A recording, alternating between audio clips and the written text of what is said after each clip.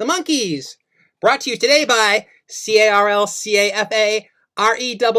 Hey! Caffarelli's best to you. It needs work. But welcome back nonetheless to this week's edition of The Greatest Record Ever Made. I'm Carl Caffarelli, the co-host of This Is Rock and Roll Radio with Dana and Carl, heard every Sunday night from 9 to midnight, right here in Syracuse on Spark, WSPJ 103.3, 93.7 FM, and on the web at sparksyracuse.org. I'm also a writer, and I've been working on a book called The Greatest Record Ever Made, Volume 1, dedicated to the notion that an infinite number of songs can each be the greatest record ever made, as long as they take turns. And, they've got to take turns. Records take turns. CDs take turns. It's science. I am a huge fan of the Monkees. I don't think this should not come as a surprise to anyone who's ever known me even a little bit. Big fan of the Monkees. Since I was 6 years old in 1966, during the first season of the Monkees, my sister turned me on to the TV series, pitching it to me as basically like Batman, except with a guitar, doing the transitions instead of a bat. Good enough for me. Been a fan since then. I've never stopped being a fan. I never will stop being a fan. I have the entire TV series on Blu-ray. I still have the DVD set, too, that came out before that. I have all of the individual albums on CDs, most of them in expanded CD reissue versions. I have all of the little extra things that came out, the missing links, the live collections. I have various compilations for convenience. I didn't keep a lot of vinyl, just because for space reasons. I still have this live album from the 80s. And a couple of records of dubious legality, shall we say.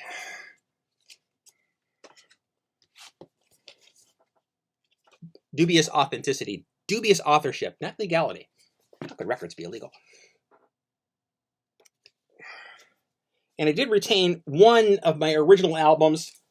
It's been written on, so I guess it's not really worth as much as it would be otherwise, I guess. But I have a sentimental attachment to it, so I'm keeping it. And of course, the Monkees are going to be included for coverage in my book, The Greatest Record Ever Made, Volume 1. There may be 2 Monkees chapters, I'm not sure. There is definitely going to be a chapter discussing Porpoise Song. That's pretty much carved in stone. They're not taking, no one's going to take that chapter out.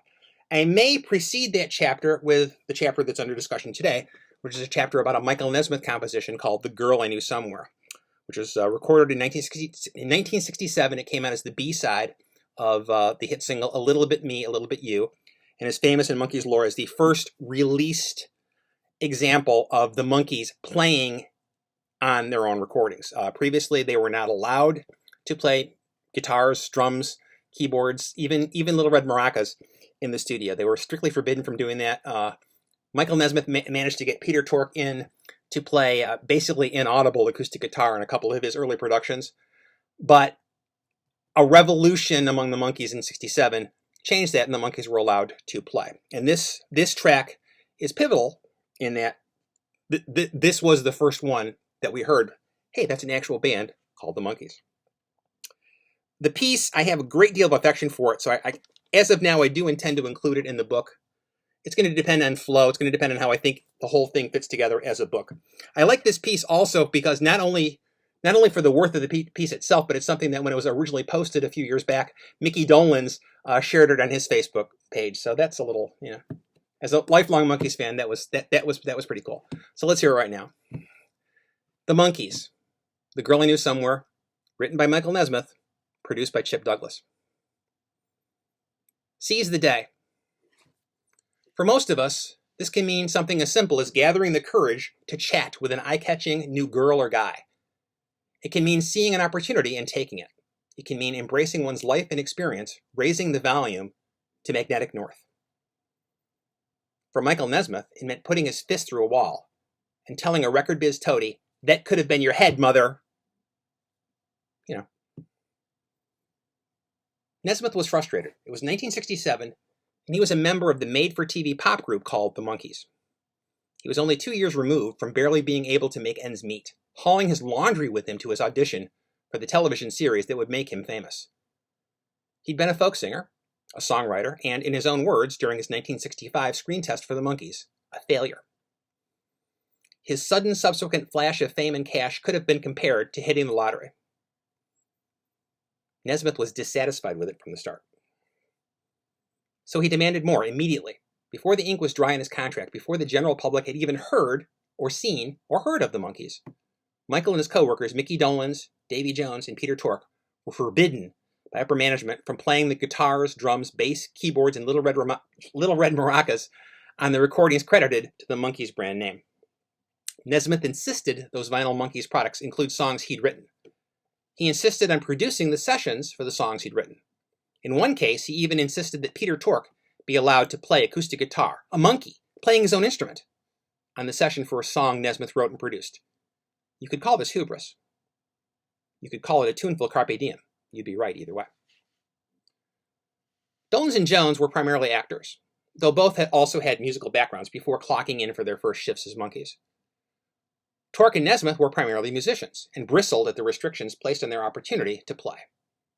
When the Monkees' popularity necessitated live concert appearances, one supposes these four TV actors could have hit the stage as vocals-only frontmen, backed by a support band, or even mimed a pickin' and a thumpin' in the spotlight as actual musicians plied their trade out of view, the real players, hidden behind a curtain like the Wizard of Oz. To this day, many still believe and propagate this myth of miming monkeys. That's not what happened. Nesmith, Tork, Dolenz, and Jones seized the day, worked and sweated overtime off the clock, and became a garage band. Like the struggling combo they played in the tube, the live Monkees were the real Monkees. And still, Nesmith wanted more. Tork agreed. Dolenz and Jones backed their colleagues in this seemingly quixotic bid for legitimacy. They petitioned the bosses for the right to play on their own records. The bosses granted their request. Well, the CEOs granted their request anyway.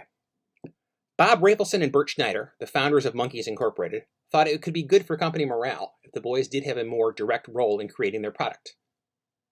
But the floor manager, music supervisor Don Kirshner, he did not agree. And he did not like this change in the project structure. He did not like it one bit. He tried to buy back the Monkees' loyalty, presenting them with substantial paychecks for their share of the phenomenal sales of the first two Monkees albums. That's a lot of zeros, boys. Isn't that a lot of zeros? We got a dandy thing going here. You don't want to mess that up, do you, boys? With that, Kirshner bundled the royalty checks with the unveiling of his chosen one. The pop ditty he'd selected as the next Monkees single. Legend has it the song was Sugar Sugar, later to be a hit for the Archies, a cartoon group Kirshner would find much easier to control than the Monkees ever were. The story is not true. Sugar Sugar had not yet been written when this 1967 meeting took place, but it's a good story. The Monkees refused, flatly, perhaps arrogantly. Nesmith said something to the effect that if the Monkees couldn't begin making their own music, he didn't want to be a monkey anymore. Breach of contract, Kirshner's people wailed. Bam! It could have been your head, Nesmith replied. Meeting adjourned. As Kirshner fumed, the Monkees seized the day. Nesmith on guitar, Tork on keyboards and harpsichord, Dolenz on drums, Jones on percussion, and Nesmith's pal John London, a deputy Monkee, on bass. Mickey would sing lead. Nesmith had already brought in an outside producer, the Turtles bassist, Chip Douglas. The group recorded two songs, All of Your Toys, written by Bill Martin, another Nesmith associate, and Nesmith's The Girl I Knew Somewhere. Kirshner blocked the release of All of Your Toys on the grounds that Monkees' song curator, Screen Gems, didn't own the publishing, which Martin refused to relinquish. Fine. Kirshner was directed to use The Girl I Knew Somewhere as the B-side of the Monkees' next single. Have you ever worked with someone who was an impediment to your success, a talented individual whose unchecked ego got in his own way and in yours? Don Kirshner was accomplished and very good at his job, but he was absolutely that guy in this situation. In the business of pop music, no one could ever tell Don Kirshner what to do, and he certainly wasn't going to have his business jeopardized or dictated by four employees whose hit-making machine Kirshner had built from the ground up. Screw that. Kirshner coaxed Davy Jones into the studio to make some Monkees records the tried and true way, the proven way. A Neil Diamond song called A Little Bit Me, A Little Bit You. A Jeff Barry, Ellie Greenwich song called She Hangs Out. Just sing, Davy. The music's already handled. Kirshner released the two songs as a single in Canada and was fired for his insubordination. The Canadian 45 was withdrawn. Its B-side was scrapped and later redone by the Monkees as an LP track without Kirshner. The A-side would stay in place. And A Little Bit Me, A Little Bit You became the Monkees' third straight hit single. But its brand new B-side, The Girl I Knew Somewhere, was the first Monkees product actually made by the Monkees. The day had been duly seized. Kirshner was convinced that the Monkees project would collapse into itself if the Monkees were ever allowed any hand, in making monkey music. He was wrong. Granted, the remainder of their chart reign was brief, but there were indeed a few more hits for the Monkees after he was dismissed, and a lot of terrific music. They made an album, 1967's Headquarters, as a nearly self-contained group. Nesmith's You Just May Be the One, my favorite song on Headquarters, was recorded by just the four Monkees with no outside players. The Monkees could be more than assembly line cogs in a factory of music. They could be a band. Their ability to transcend an artificial genesis is a key component of the Monkees' continued allure more than 5 decades after the fact.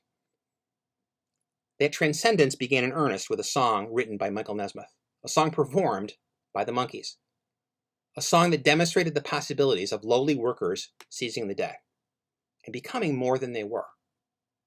When you punch a clock, sometimes it pays to punch a little harder.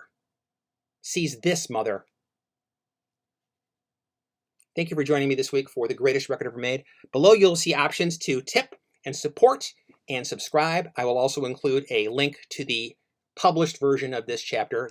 It might be a tiny bit different in the book, but you'll get the gist of it. You'll see what Mickey Dolan shared. Next week, I'm not quite sure yet. I'm liking the idea of jumping around the book, so I'll decide which one I'm going to cover next week when I do the video. But in the meantime, keep too busy singing to put anybody down. And thank you for joining me here on The Greatest Record Ever Made.